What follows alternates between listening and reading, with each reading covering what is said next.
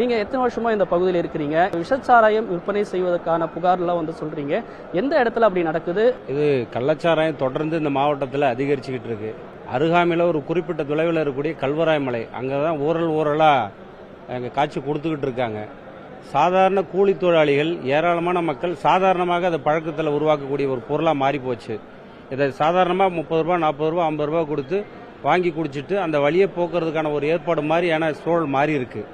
அரசு இதை கட்டுப்பாட்டுக்குள்ளே கொண்டுட்டு வரணும்னு எதிர்பார்க்குறோம். காவல்துறைக்கு தெரியும், பல்வேறு இடங்களில் இந்த மாதிரி புகார் கொடுத்து போராட்டங்கள்லாம் மக்கள் தன்னிச்சையான முறையில் நடத்தியிருந்தோம். அதை கட்டுப்படுத்துறதுக்கான ஏற்பாடுகள் இல்லாமல் போயிடுச்சு.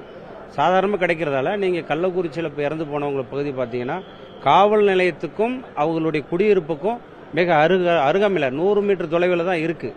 அந்த கள்ளச்சார வியாபாரியுடைய வீடு, குடியிருப்பு, இறந்து போனவர்கள் ஒட்டுமொத்தமாக அந்த கருணாபுரத்து பகுதியை சார்ந்தவங்களாக தான் இருக்கிறாங்க.